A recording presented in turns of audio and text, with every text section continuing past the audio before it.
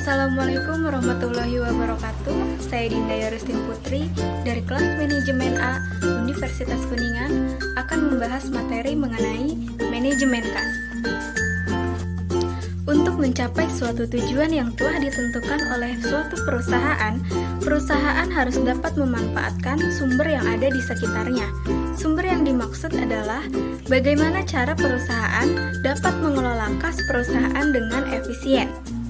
Kas merupakan salah satu bagian dari aktiva yang paling liquid atau paling lancar yang bisa dipergunakan segera untuk memenuhi kewajiban finansial perusahaan.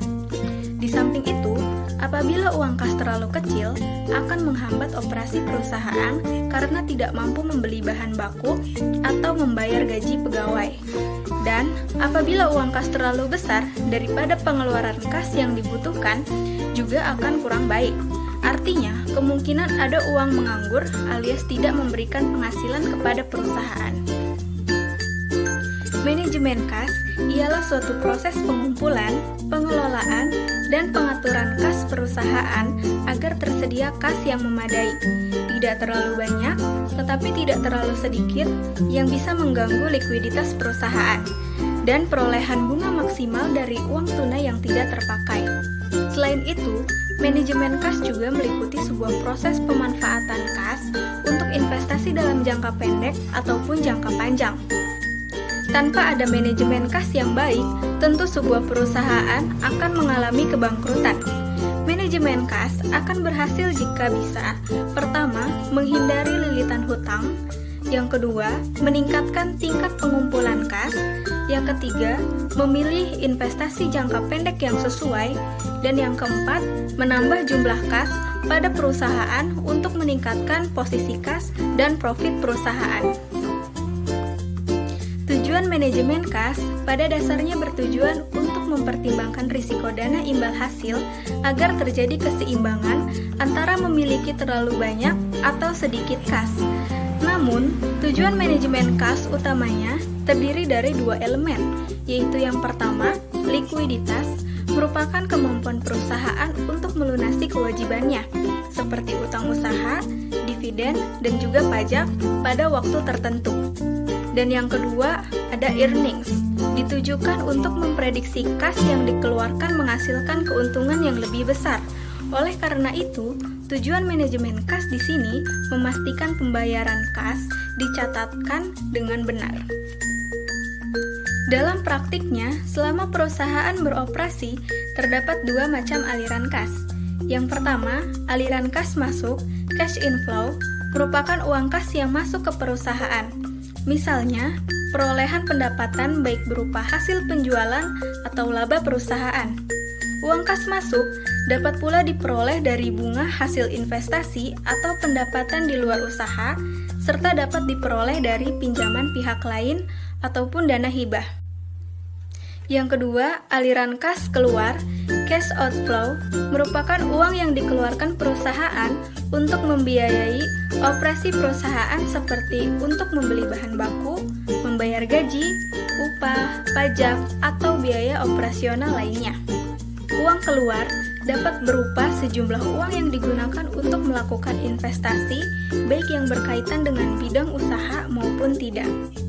Dalam praktiknya, terdapat beberapa faktor yang mempengaruhi jumlah uang kas, yaitu yang pertama, adanya penerimaan dari hasil penjualan barang dan jasa, yang kedua, adanya pembelian barang dan jasa, yang ketiga, adanya pembayaran biaya-biaya operasional, yang keempat, adanya pengeluaran untuk membayar angsuran pinjaman, yang kelima, adanya pengeluaran untuk investasi, yang keenam, adanya penerimaan dari pendapatan, baik yang berkaitan langsung dengan kegiatan perusahaan maupun pendapatan yang tidak langsung.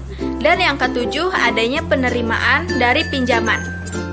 Terdapat faktor-faktor yang tidak mempengaruhi perubahan jumlah uang kas, yaitu yang pertama, adanya penghapusan dan pengurangan nilai buku dari aktiva, yang kedua, penghentian penggunaan aktiva yang sudah habis umur ekonomisnya dan tidak dapat dipakai lagi, Yang ketiga, adanya pembebanan terhadap aktiva tetap seperti depresiasi. Yang keempat, adanya pengakuan kerugian piutang dan penghapusan piutang karena sudah tidak dapat ditagih lagi. Yang kelima, adanya pembayaran dividen dalam bentuk saham. Dan yang keenam, adanya penilaian kembali terhadap aktiva yang dimiliki. Sumber kas. Yang pertama ada hasil penjualan tunai dan penerimaan piutang. Lalu yang kedua ada penjualan aktiva tetap. Yang ketiga, penjualan atau emisi saham atau adanya penambahan modal oleh pemilik. Yang keempat, pengeluaran tanda bukti hutang, wesel, hutang obligasi atau hutang bank. Yang kelima, penerimaan di luar usaha perusahaan. Dan yang keenam, adanya penerimaan kas dari sewa, bunga atau dividen, hadiah atau restitusi pajak, dan periode sebelumnya. Model manajemen kas. Yang pertama, ada model persediaan atau model Baumol. William Baumol 1952 mengidentifikasikan bahwa kebutuhan akan kas dalam perusahaan mirip dengan pemakaian persediaan. Model ini biasa digunakan untuk menentukan suatu target saldo kas. Apabila sebuah perusahaan memiliki saldo kas yang tinggi, maka perusahaan akan kehilangan kesempatan untuk menginvestasikan dana yang dimilikinya tersebut. Jika terdapat kesempatan investasi lain yang akan lebih menguntungkan, begitupun juga sebaliknya. Untuk rumusnya adalah persamaan untuk kas optimal atau C sama dengan akar 2 dikali F dikali D lalu dibagi dengan K. Keterangannya, D adalah jumlah total tambahan kas yang diperlukan setiap periode perencanaan per tahun, lalu C adalah jumlah yang diperoleh dari penjualan sekuritas atau peminjaman, saldo kas, F adalah biaya tetap dari penjualan sekuritas atau peminjaman, lalu K adalah tingkat pendapatan bunga yang hilang atau biaya kesempatan karena memegang kas. Yang kedua, model Miller dan Orr dikemukakan oleh Merton Miller dan Daniel Orr. Mereka berdua mengembangkan sebuah model saldo kas di mana keadaan arus kas masuk dan arus kas keluar berfluktuasi secara acak pada setiap harinya.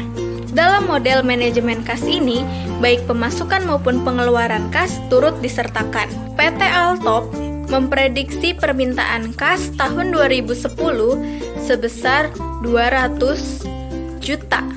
Biaya konversi setiap kali konversi adalah 25.000. Biaya kesempatan jika memegang kas 10% per tahun. Tentukan total biaya kas yang minimum. Diketahui, permintaan kas tahun 2010 adalah 200 juta, lalu biaya konversi adalah 25.000 dan biaya kesempatan memegang kas 10% atau kita bisa menjadikannya desimal 0,1 per tahun. Yang ditanyakan adalah total biaya kas yang minimum. Maka jawabannya untuk saldo kas sama dengan akar 2 dikali F dikali D lalu dibagi dengan K. Jadi akar 2 dikali 25.000 dikali 200 juta lalu dibagi dengan 0,1. Hasilnya adalah 10 juta. Lalu konversi dilakukan sama dengan 200 juta dibagi dengan 10 juta, hasilnya 20 kali. Total biaya konversi 25.000 dikali 20 hasilnya 500.000. Lalu total biaya kesempatan rumusnya C dibagi 2 dikali K adalah 10 juta dibagi 2 dikali 10% hasilnya 500.000. Total biaya kas, rumusnya biaya konversi ditambah biaya kesempatan.